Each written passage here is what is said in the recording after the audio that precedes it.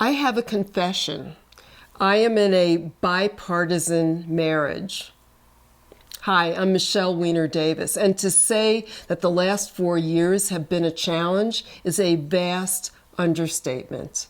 We have had to work extremely hard to avoid intense conflict.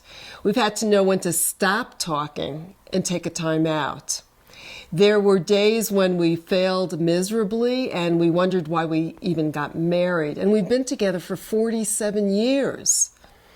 There were deafening silences and character assassinations, but despite our differences and the roller coaster ride that has become our marriage, we're still together. We still love each other. I am proud of our ability to rise above political divisiveness. It's easy to be in a relationship when partners agree politically. It's a piece of cake. But it's another thing when you vehemently disagree about almost everything. I attribute our longevity to two things. First, after learning the hard way that we were not able to change each other's minds, we decided to agree to disagree and avoid political discussions.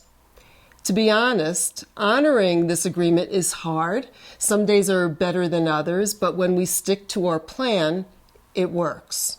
Secondly, we remember to focus on what's good about our relationship, our nearly 5-decade-long history together, our love for our family, our kids and our grandkids, the life lessons that we've learned from each other, the incredible experiences that we've shared, the places that we've been, the places that we dream of going when the future permits, and the fact that we actually miraculously agree about ways to navigate the pandemic, and so on.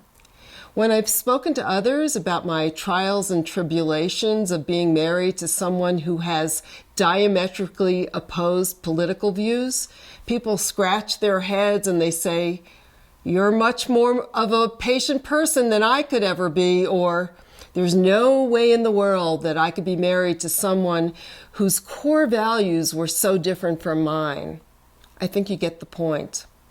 Rather than hoisting accolades my way for finding ways to make my marriage work under very trying circumstances, let's just say I felt judged.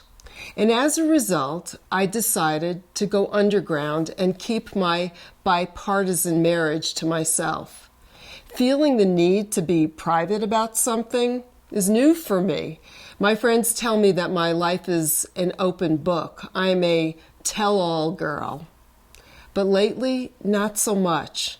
I've been tight-lipped because I feel stigmatized. Social stigmas are nothing new. Just ask couples who divorced in the 50s or cohabitated in the 60s, or those who decide to stay married to their unfaithful spouse after infidelity. Could it be that the new shame is choosing to remain married when political views clash? Not only have marriages ended because of polarized political views, countless people have cut off relationships with lifelong friends, relatives, and co-workers rather than try to navigate their differences. One young woman told me recently, "I love my mother dearly and I always will, but I don't respect her anymore, and I can't imagine how I can have a relationship with her moving forward." Seriously? This is tragic. This is heartbreaking. So, I've decided it's time for me to come out of the closet. If you're someone who has ended an important relationship or you're thinking about doing so, listen up. Before you issue that relationship pink slip because your political views don't jibe, reflect on the reasons you loved or cared for that person before our world became so polarized. Stop trying to convince your loved one about the validity of your position or the error of theirs. Even with the best of intentions and communication skills, some things will never change. Don't allow differences in ideology to destroy your love. Although I may never understand why my husband feels the way he does about various issues and vice versa, I can allow room for him to be different. And though some of our core values may occasionally collide, our core, C-O-E-U-R, French for heart, values are still very much in sync.